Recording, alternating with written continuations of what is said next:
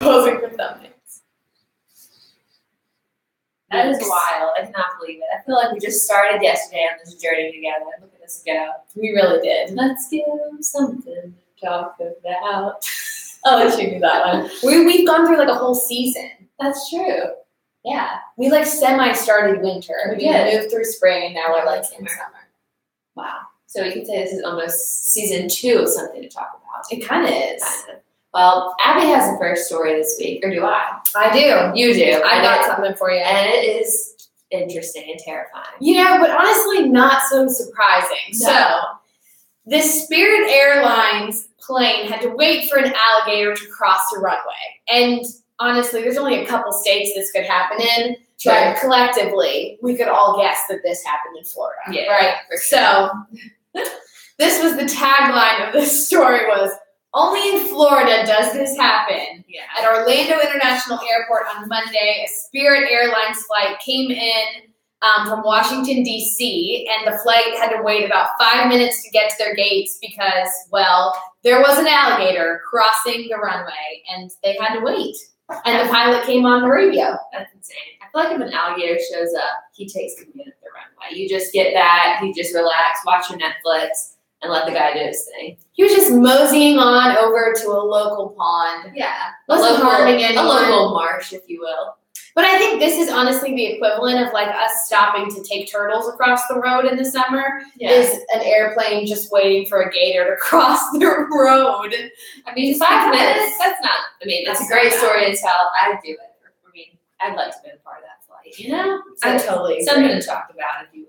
Some passengers wrote about it. They talked to NPR, and you know, the pilot just came on and was like, "So sorry, this is Florida. This happens." Yeah.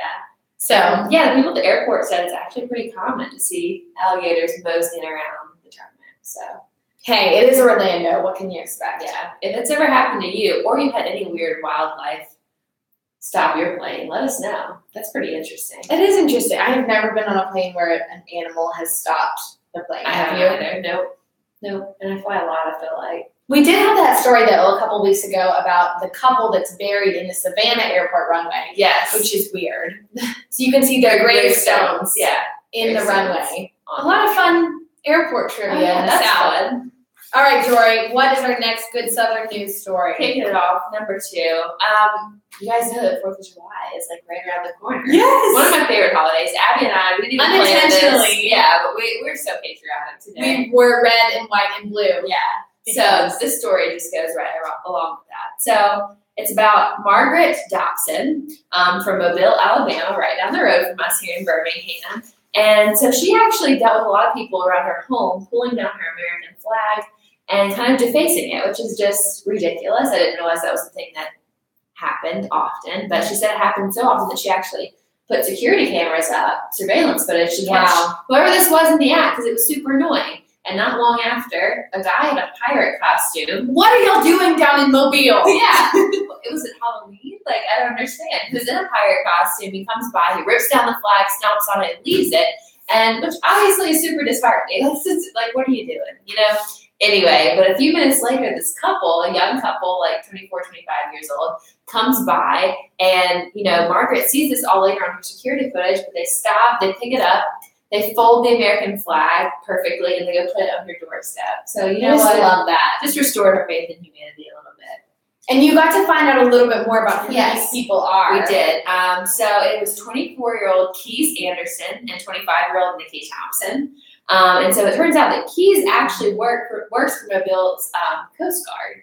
So he, you know, he wears the flag proudly. Yeah, he serves this country. So he said that it was just not even an option to leave the flag laying there like that. He said that the flag represents the people who serve in many ways, and he definitely was more than happy to stop and take a little time out of his night to fold it and give it the respect it deserves, which I think is so awesome. I know, and I think, you know, we learn to respect the flag, and it's great that someone would stop and do something for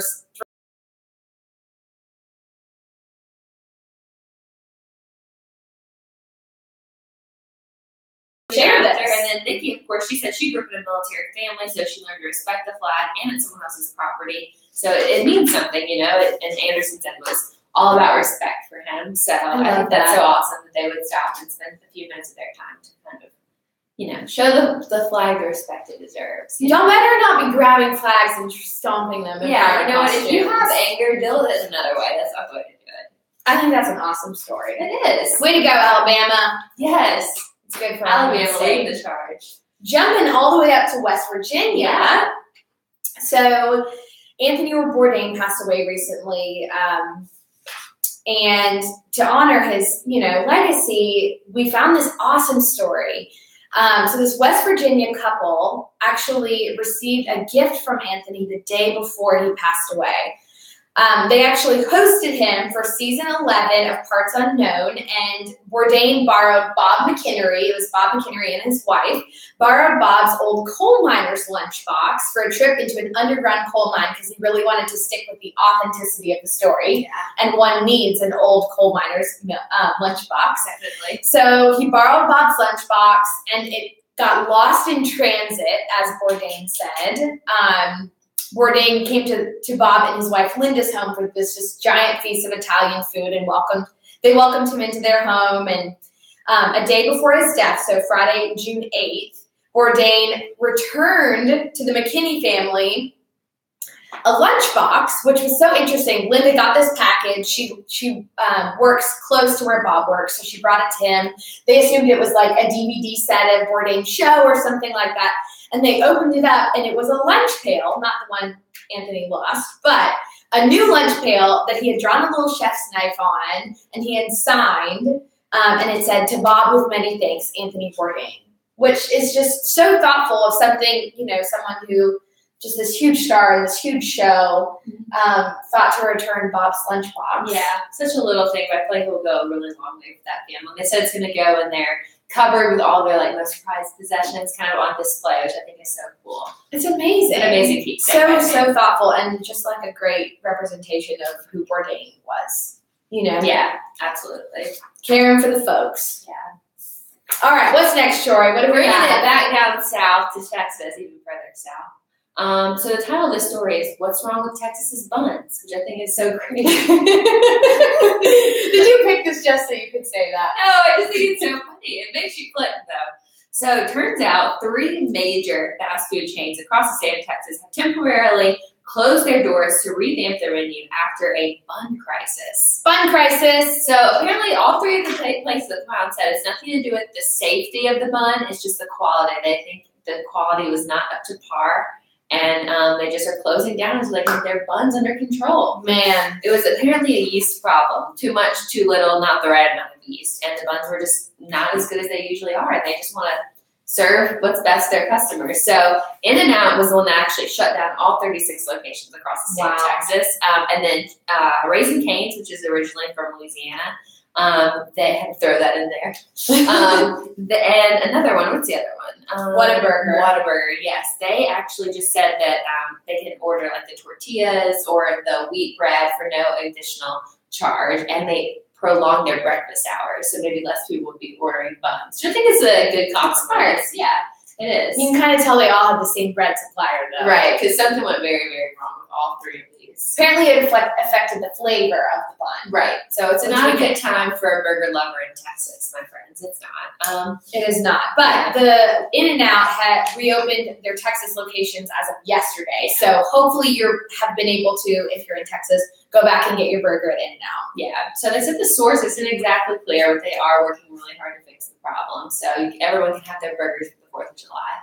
Let's hope the state can get its yeast problem under control. Get your yeast under control, Texas.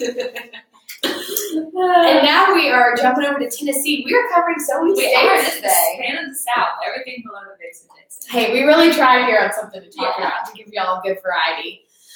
So this is an awesome story. A 6-year-old girl held a lemonade stand in Tennessee to raise money for a fallen police officer's family. So 6-year-old Caroline Peach in Mount Juliet, Tennessee.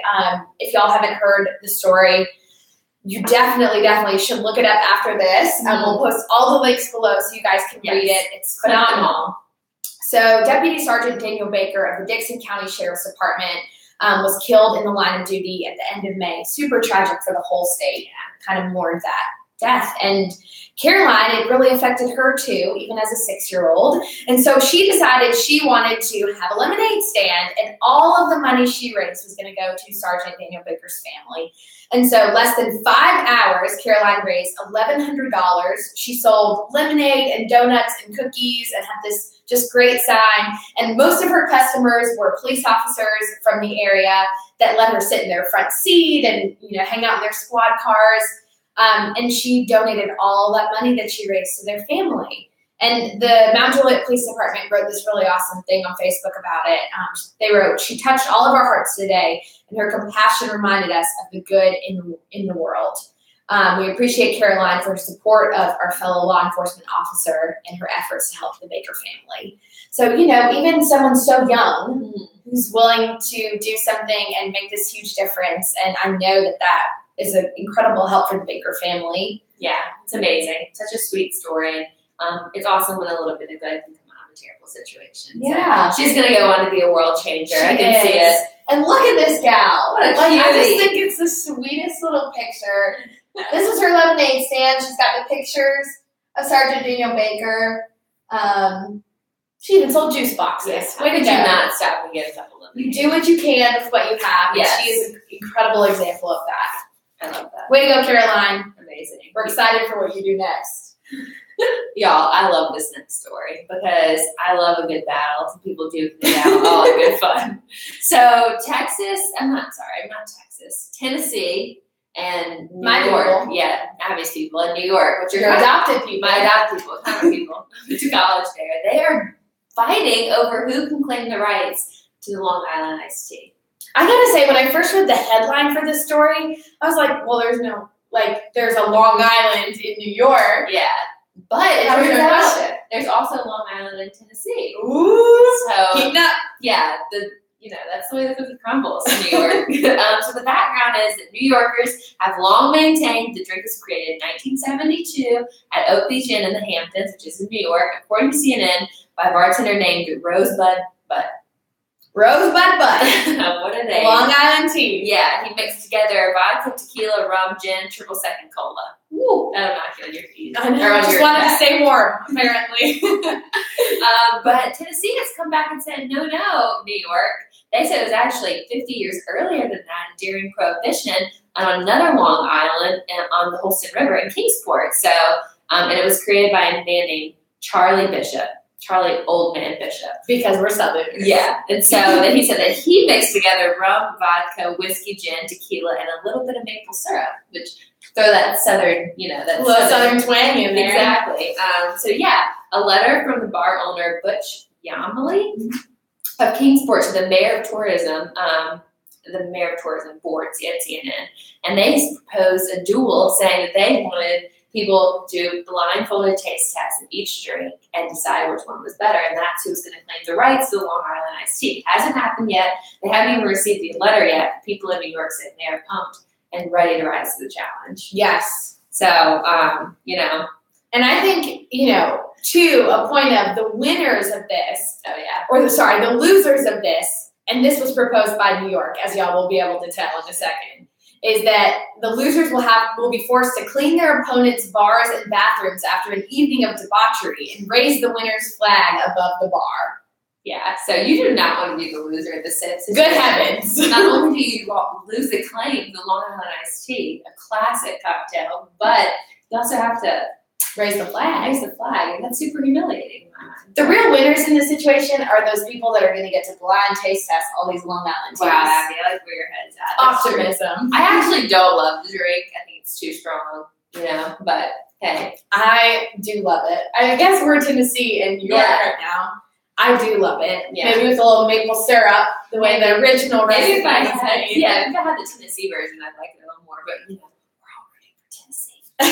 Yeah, anyway. I thought it was so great. The marketing manager in Kingsport, she said they anxiously await the invitation, and once they receive, they will rally the troops, gather the ingredients, and prepare to defend the original recipe. That's a lot of pride. That is we have. intense. I mean, wowza. Anyway, I'll be anxious. I'm going to be watching that story closely to see. We'll give y'all an update when we know. Yes, maybe next week on our next show, 3 p.m. Thursday, we'll have an update for you you guys. We will indeed. And we will post all of the articles below for you guys so you can take a look at them. Please be sure to like and subscribe. And we are just thrilled to join you every Thursday at 3. Yeah, thanks, guys. Enjoy the rest of your week. Bye. See ya. Thanks for tuning in. Let's give something to talk about. I was on a tree that didn't get back.